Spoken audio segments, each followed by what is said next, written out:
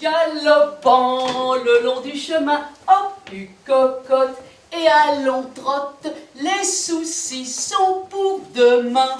Moi, depuis que j'ai retrouvé Gribouille, je l'ai mis sur ma table de nuit.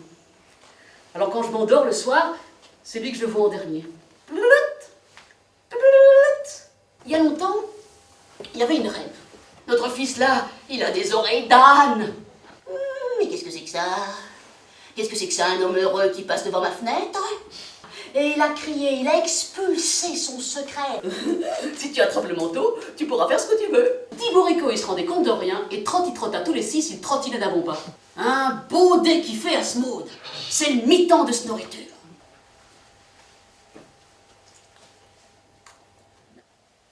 Mes deux frères et moi, tous les jours, on allait dire bonjour à Gribouille et Martin.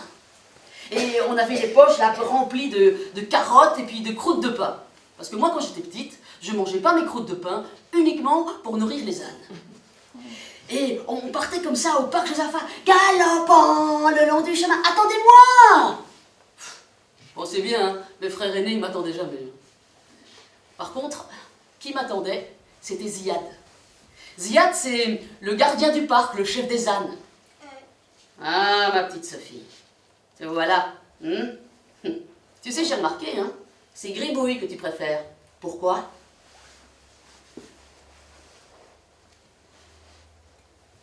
Je sais pas, moi. Si, parce que mes frères préfèrent Martin. Et puis on a déménagé. On a quitté Scarbeck. Alors le dernier jour, j'ai été dire au revoir à Gribouille et Ziad. Et Ziad, il m'attendait avec un cadeau. Tiens, Sophie, regarde. C'est pour toi. C'est un petit Gribouille. Comme ça, où tu seras, tu pourras continuer à lui raconter tes secrets. Tu verras, hein, il a l'oreille fine. Auprès de notre âne, on veut vivre mieux. On ne voudra jamais plus s'éloigner de notre âne. Auprès de notre âne, on veut vivre vieux. Avoir une famille, il n'y a rien de mieux. Je sais ce que je vais faire. Je vais me venger. Alors, dans une poche, il a pris des cerises griottes, dans l'autre, il a pris des cerises bigarreau. Et avec les prologes bien pleines, il a marché d'un bon pas.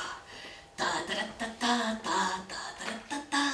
Et quand il est arrivé près de la maison de la sorcière et de sa fille, il a mis ses vêtements à l'envers, il s'est mis un peu de terre, il s'est déguisé.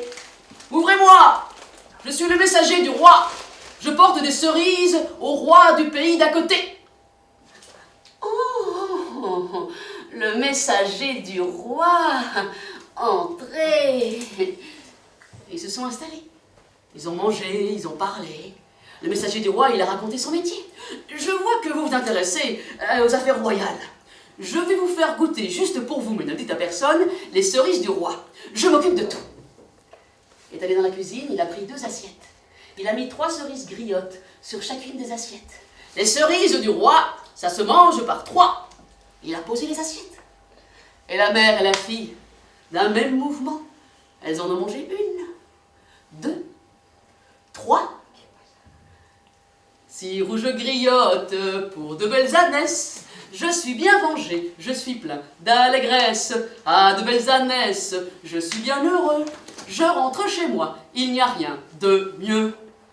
Mon grand-père m'a dit bientôt, quoi? Tu auras une jolie auto. Mais je n'en veux à aucun prix. Je préfère mon petit âne gris. Non. Mais si, tenez, allez, hop là. Oh, sire. Elle est bonne. Oh, qu'est-ce que c'est bien fait. Oh, vous me testez, sire, que la bonne blague. Il s'est mis à éclater de rire. Tais-toi. Coiffe les cheveux de mon fils. En silence.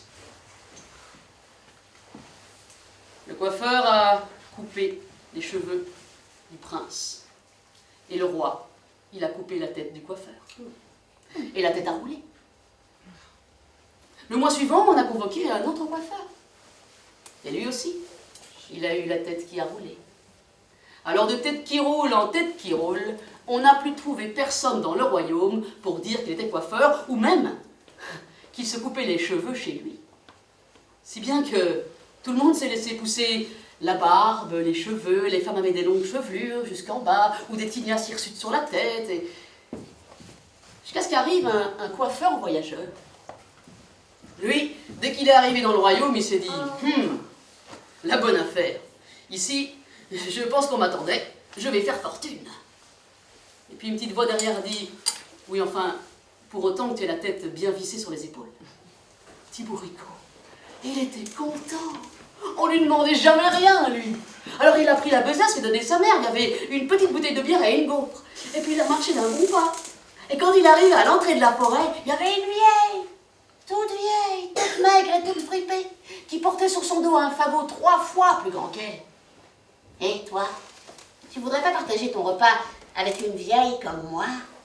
Oh, mais bien sûr, la vieille. Moi, ça me fera de la compagnie, ça me ferait plaisir. Allez, viens, on va s'installer. J'ai pas grand-chose, mais je veux bien partager. Puis ils se sont installés. Eh ben, tu sais, la vieille, regarde ton fagot, là, comme il est lourd. Je vais te le porter. Chez moi, on m'appelle le petit bourricot, alors je peux bien faire l'âne pour toi. Puis que toi, tu reviens de manger, la vieille, elle lui a dit, tu as fait l'âne pour moi? Un âne, tu auras. Attends-moi. Elle est partie dans la forêt. Et quand elle est revenue, elle a rapporté un âne qui avait les sabots, la crinière et la queue toute dorée.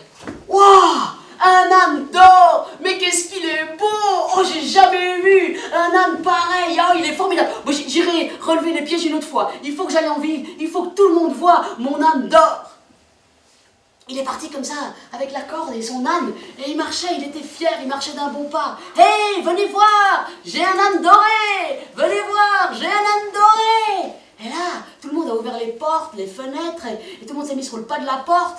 Et tout le monde l'a regardé passer comme ça, avec son âne tout doré, la crinière, la queue et les sabots dorés. Et puis il y a une fille, elle s'est mise à courir, les mains tendues. Elle s'est dit, avec un peu de chance, je vais pouvoir attraper des poils de la queue dorée. Elle a couru comme ça, elle a mis une main sur la queue et puis l'autre. Et à ce moment-là, l'âne il s'est retourné. Ah, la belle queue d'or que j'ai, tu y resteras collé. C'est idiot mais c'est marrant. Galopant le long du chemin, hop, une cocotte. Et allons trotte, les soucis sont pour demain. J'ai un truc à vous annoncer. Quoi? Le spectacle est déjà terminé. Oui, c'est ça, vous pouvez prendre des libertés sur le texte. J'ai un truc à vous annoncer. Quoi? Le spectacle est déjà terminé. Chacun reprend sa liberté. Dans la vie, je m'en vais trotter. Bah si, tenez, allez, hop là. Galopant le long du chemin, hop, une cocotte. Et allons trotte, les soucis sont pour demain.